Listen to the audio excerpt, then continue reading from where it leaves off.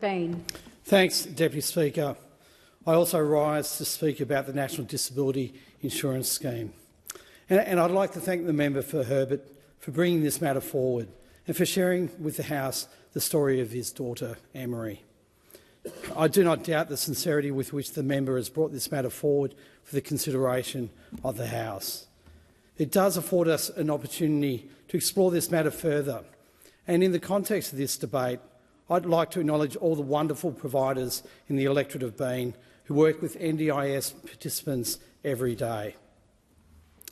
The NDIS is, of course, Deputy Speaker, an important piece of our social infrastructure, developed and introduced by a Labor government. It was a product of a long campaign by Australians with a disability, and the government of the time listened and acted.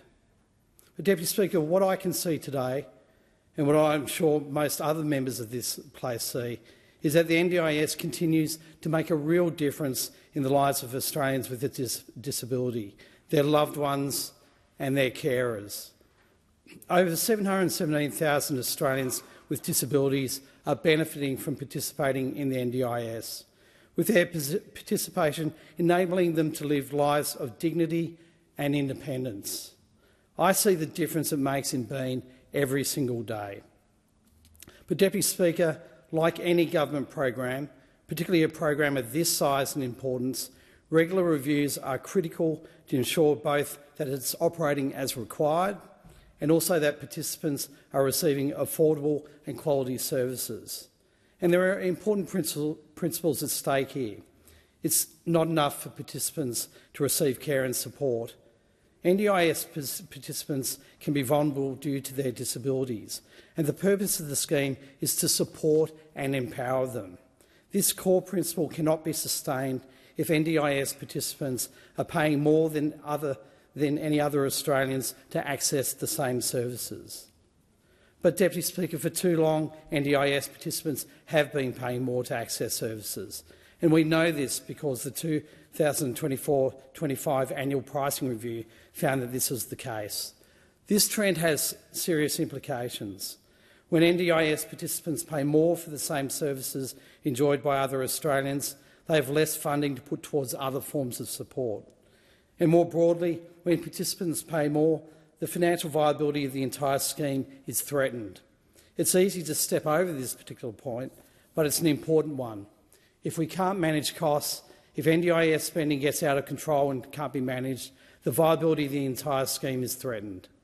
And, Deputy Speaker, the NDIS is far too important to allow that to happen. So, faced with these challenges, the government needed to act on the recommendations of the report, and it has. The decision came after a comprehensive consultation process based upon engagement with key stakeholders, virtual information sessions with over 4,000 providers, and the review of more than 10 million transactions. In my own capacity as the member for Bean, I engaged a range of service providers across my community.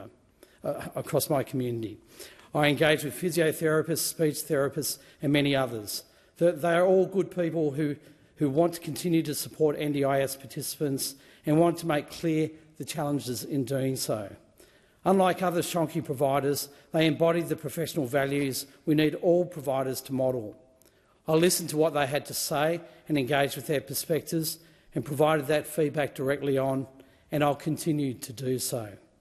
Deputy Speaker, it might have been easier for the government to not act right now, to allow the situation to develop and evolve. After all, change is difficult and not without loss. But difficult or not, the change needs to take place.